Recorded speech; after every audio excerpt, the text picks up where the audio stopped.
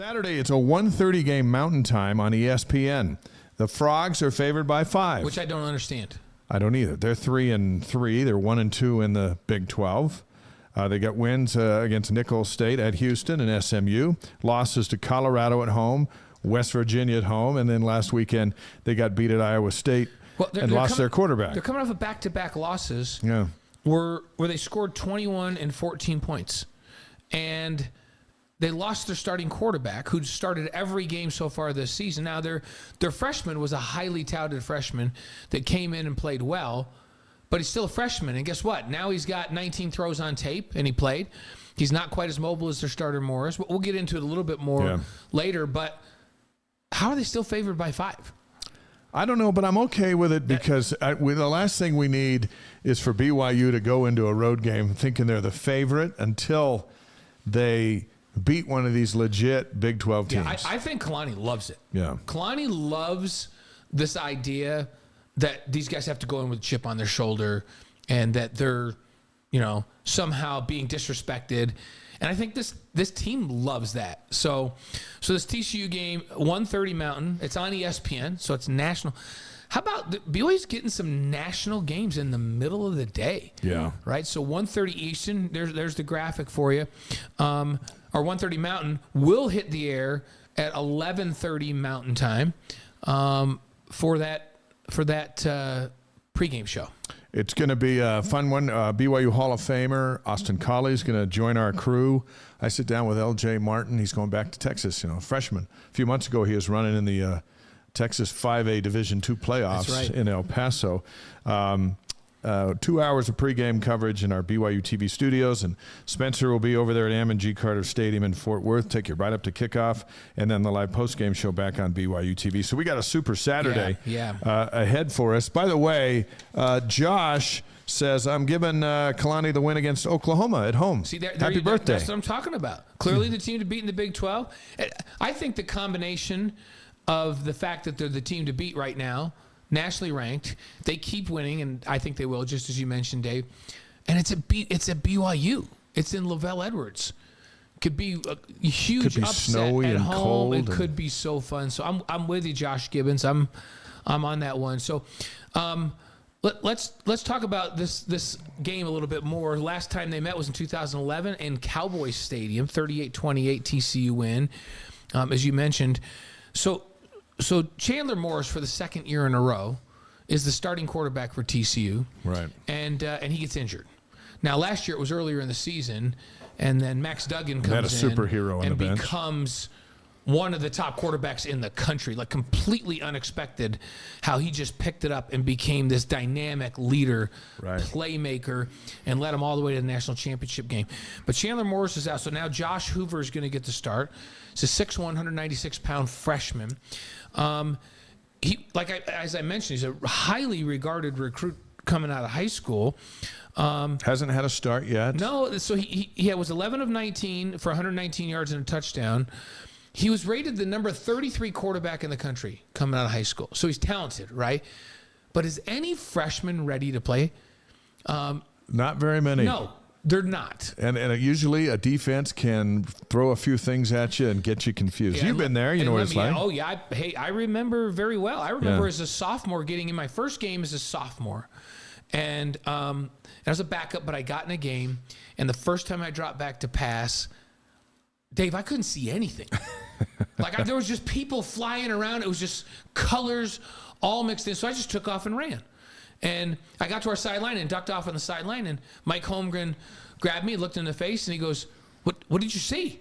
Because obviously the receivers open downfield. And I go, I saw this. And I just went like that. And he goes, it's okay. The game will slow down. And then, then fast forward a couple years down the road, I'm a redshirt junior. I played in a bunch of games that year. We played Michigan for the national championship. Robbie gets knocked out in the first quarter. I go in the game, and I remember thinking 3 plays in, man, these guys are slower jumping these routes than our guys are in practice. Yeah. Our guys cheat in practice. There's such a difference between your third or fourth year and your first year and how fast the game appears to you. And Jay Hill loves to design a whole series of blitzes for young quarterbacks. Yeah, and Earl Carr says, hey, Dave and Blaine, with them starting a freshman, I expect Jay Hill to throw confusing defenses at them. Yeah, but here's the thing. Sonny Dykes likes to throw the football, but you may see him temper that just a little bit with a young guy. They're going to try to run the football. Bailey, their running back is a star. And he had 31 carries for 152 yards against Iowa State. So a quarterback goes out, and even though they were behind, they're just going to run it. I have a feeling that BYU is going to see a lot of Bailey on the ground on Saturday. They're going to try to take the pressure off this young freshman. Just let him play action pass. If they can get Bailey going, then that allows them to play action and hold those linebackers. Bailey's just really low to the ground, 5'9", 207 pounds. So he's kind of a low to the ground type of a guy. Runs with a really low pad level. He's gone over 100 yards 4 of the 6 games this season, so they've really relied on him. He's second in the Big 12. In rushing right now. He's 4th in the FBS with 690 yards. Played his first 2 seasons at Louisiana where he was really good.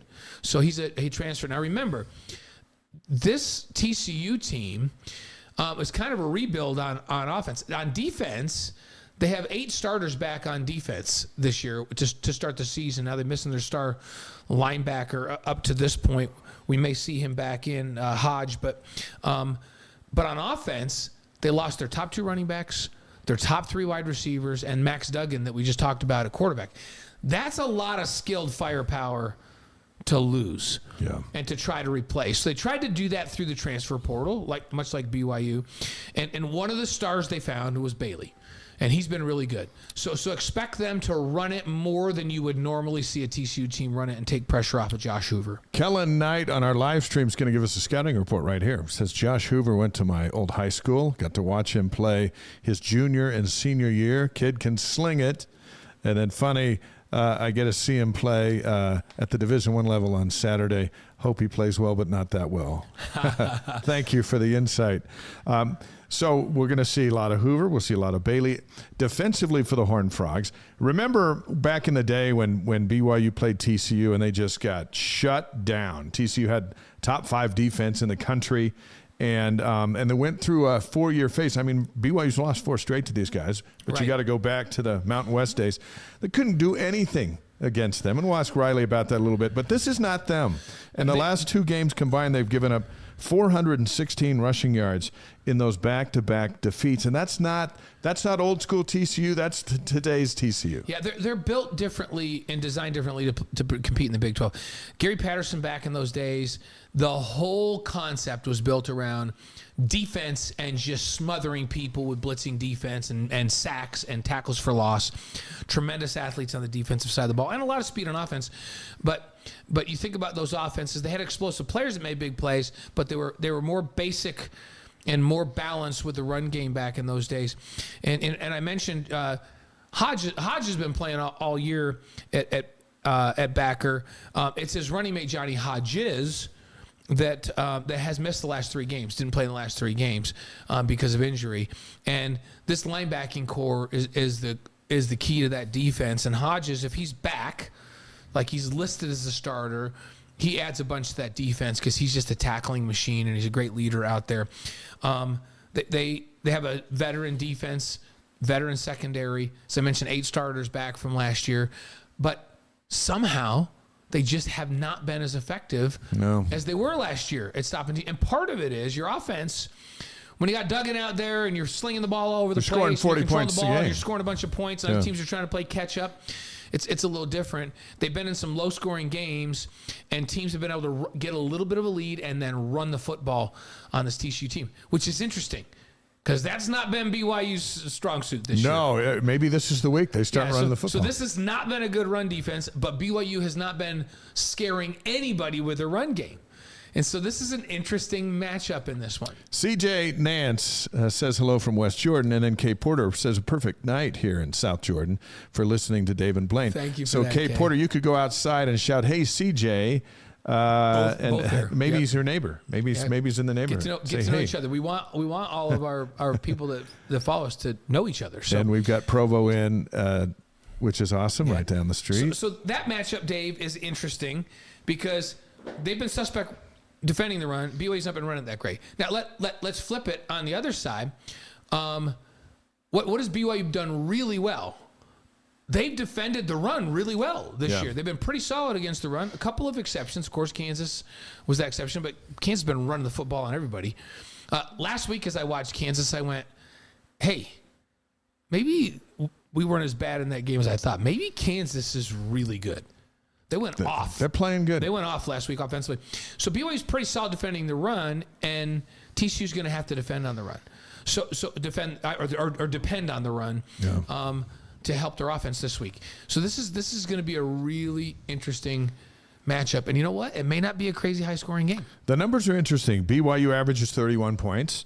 TCU averages 31.3. BYU allows 22.4. TCU allows 22. One of the more notable differences is TCU's averaging 16 more offensive plays per game than BYU. Because they're running the football. They can run the ball.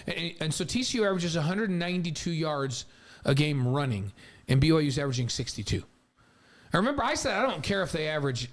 I think they need to average at least 80. Yeah. But I care more about how many yards per carry they average than what they get. I think they need to be effective enough to take pressure off of Keaton Slovis and set up the play-action game and the screen game. If you can't run it at all, then you're really one-dimensional. If you can just run it, if you can just average 4 yards a carry, and get around 80. I'm okay with that. They don't have to go rush for 150 yards a game. LJ averaged 4 yards a carry against Cincinnati. That's what they need to do. Yeah. That was enough. I'd like to see him get a little bit more, but 62 yards a game is not enough. And TCU, like we mentioned, 192.2. Now TCU's throwing it for 240 or for passing it for 280 a game. BYU 255 a game. So TCU's just a little more balanced. It's the run that they've depended on more this year than maybe in past years. It's going to be interesting. I just think it's going to be interesting. Aiden Robbins, we might see him back. He got hurt early in the season and is trying to get healthy. LJ's completely healthy, and you know we saw Miles Davis for the first time against Cincinnati, and now he's on the depth chart. And so between Deion Smith and LJ Martin and Miles Davis, that's BYU's running contingent in the event that Robbins doesn't get back for this week. Right. And then, I mean, who else might we see?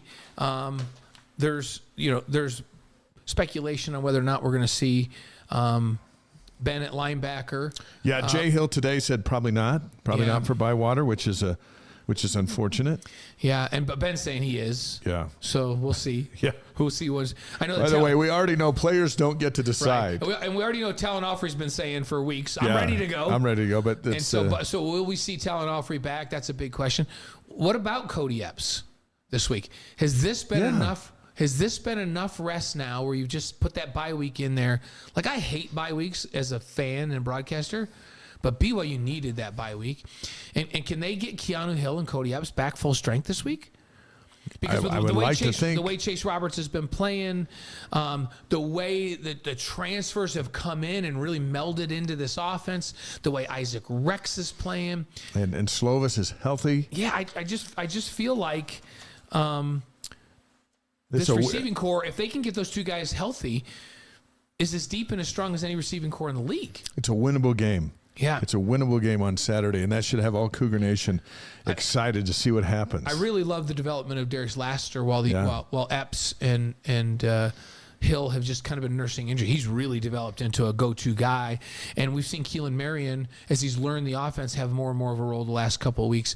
So bye week, another week to learn, but a week. So now throw those two guys back in there. That's a pretty formidable receiving core that Keaton Slovis has out there. And Parker Kingston, who played a little bit against Cincinnati, has had another full week to rest after getting nailed on the first play against the Jayhawks. And so throw in Kingston. Now you got 6. Yep. You got your rotation of 6 guys and Isaac Rex and a healthy Robbins and a healthy LJ Martin and a healthy Slovis, and the offensive line. The offensive line should be 100%. Lapuahu should be back. Right. They had some guys nicked up in that last game. They toughed it out and beat Cincinnati. I think you're going to have a full complement.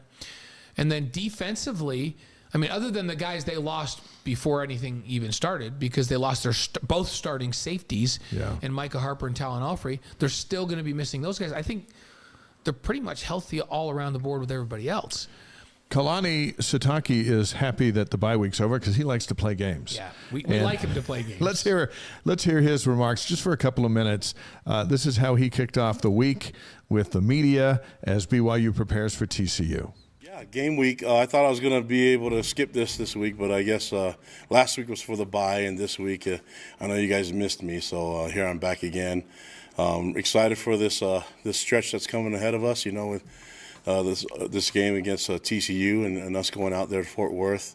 Really excited about the matchup. This is a well-coached team, and you look at it, it's like I really like Sonny Dykes.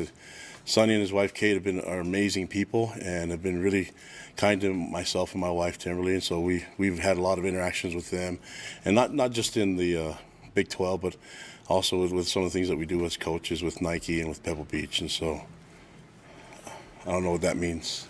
That means I'm sorry, guys. Just got all kinds of distract. I look better without the light, so that works. All right, thank you. But I have a lot of appreciation for what Sonny does as a coach, and I think his wife Kate, they're amazing together, and the things that they do, leading young men, leading programs, and I consider him a friend. So looking forward to the matchup, but have tons of respect for him and his program. This team played for the national championship last year, so they have a lot of guys that have seen success, and they're a really talented team. We're still kind of new into the Big 12, but we're still trying to find our identity, still trying to go through some things, and there's some things that I know that we want to improve on, and that we want to get better. But I really love the effort, the energy from our players. I like the way the culture is going. I love the leadership in our program, and so as we put this thing together, we'll see how the matchup goes up this weekend. But we feel really excited about the opportunities, and we're looking forward to the game this week. I know we're going to be on the road. It's hard to win at home in the Big 12. I know it's even harder to win on the road, but we're seeking our first Big 12 road victory. So hopefully we can get that done against a really talented team. Like I said, we have a lot of respect for them, but we want to give them our best shot. We know we'll get theirs, and we'll just live with the results after that. So I'll take any questions you guys have. It's the head coach, Kalani Sataki, on Monday of this week, kind of setting the tone for what's ahead. And one thing, Blaine, that we've noticed is after last weekend, the landscape in the Big 12 is wide open and full of opportunities, especially, Texas and Oklahoma. They played like the best two teams. Okay. Yeah. But everyone after that, it's those two and then everybody else. All changed. Let's talk about a couple of those games. And Riley Nelson's coming up, going to join us here in just a second on the Wise Guys. But first of all, last week, Oklahoma State, which has been playing terrible. Yeah, they looked like superstars last week. What in the world? They lost 2 games in a row. Then they got Kansas State, who won the league last year, won the conference title, and Oklahoma State beat them 29-21 in Stillwater. And I'm just like, I thought Kansas State was going to destroy them. Yeah. And so that was surprise number 1, which goes, hey, you know what? Now Kansas State might not be what people thought, so maybe number 3 is wide open. Yeah, it's crazy to me because when you look at the standings in the league, you got Oklahoma. I'm just talking about league standings, not overall record, right? But you got Oklahoma at 3-0, West Virginia at 2-0. And West Virginia, by the way, is also 4-1. And they were picked last. Who everybody thought might win one game this year. Right. What in the world is going on in West Virginia? So that thing's upside down. And kudos to them coming out and playing the way they're playing. They look good on both sides of the ball. Texas is 2-1 and 5-1. Kansas is 2-1 and 5-1. As I mentioned, if you guys didn't get a chance to see Kansas last week, they looked really, really good with their backup. With their backup, and he's going to play again this week. Yeah, and BYU's coaching staff was saying to us as they watched film, because remember their starter was hurt quite a bit the year before, and they thought it didn't matter who played quarterback. They felt like their backup quarterback was equally effective, a little bit different skill set, but equally effective.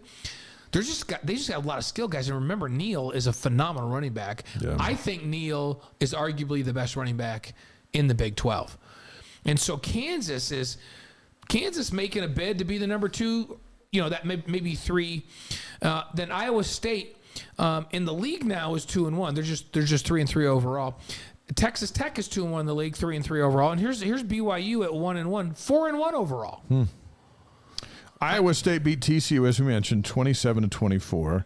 Texas Tech blew out Baylor. Baylor's a bust. They got beat 39-14. Yeah, they're the biggest surprise of the whole West Virginia's situation. the biggest surprise in a positive way. They're going up, and the Bears coming and then down. Baylor at 1-2 in the league and 2-4 overall is the biggest negative surprise. It's been a great year to play Baylor. Yeah, and they don't play Kansas Baylor. beat UCF 51-22. UCF, it's gonna be a while before they recover from leading Baylor 35-7 and then getting beat two weeks ago. So when you look at the 4 newcomers to the league, here's BYU at 1-1 in the league and 4-1 overall, and then the other 3 entries: Cincinnati 0-2, Houston 0-2, Central Florida 0-3.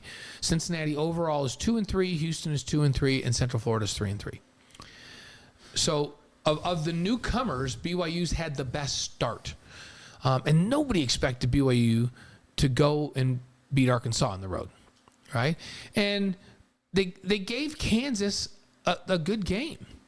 We're going to find out a lot about BYU these next 2 weeks. The next couple weeks are key, but right now, if they can stay relatively healthy, I like their chances to win 8 games.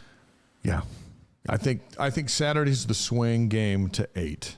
Saturday's the gateway to 8. Yep, gateway to 8. I like it. So Oklahoma went in and went into Dallas and beat Texas 34-30. They scored the winning touchdown in the last few seconds. Texas could not deal with the mobility of the Oklahoma quarterback, the one we saw against was it Central Florida years ago? BYU played him in the bowl game a couple years ago when he was a youngin. And Zach Wilson kind of lit him up. BYU had a great game plan against him. They built a fence in front of him. They were really disciplined and not letting him get outside of containment. Well, he was all over the place against Texas. Yeah. And I was surprised because Texas beat Oklahoma 49-0 the year before. 49-0. And now Oklahoma's all of a sudden shown up with some defense. This was their first real big test. They're good. Well, and think about it. Their new head coach was considered the best defensive coordinator in college football for how many years? He comes in at Oklahoma, and they couldn't stop a soul last year. But you know what? How many kids transferred out of there when Lincoln Riley left? They lost. I think they had like 19 starters leave. So he was rebuilding. Guys were learning a brand new system on both sides of the ball, really. They're running, I guess, pretty much the same offense, but learning a whole new system defensively. Maybe he does know what he's doing, right? Maybe Venables is actually, because they're playing D. Yeah. And they're moving the ball like the old days. This Oklahoma team looks good. We're going to see him next month. This week in the Big 12, Thursday night on FS1, it's West Virginia at Houston. Get a chance to see the Mountaineers. The Cougars will be down in the country, early November, heading down to West Virginia. Saturday, BYU's at TCU, that's ESPN. Iowa State's at Cincinnati. Number 23, Kansas is at Oak State. Kansas State is at Texas Tech. And then you got the big ones, Texas, Oklahoma. They're on a bye along with UCF, and Baylor could really use a bye. So that's what's this week in the Big 12.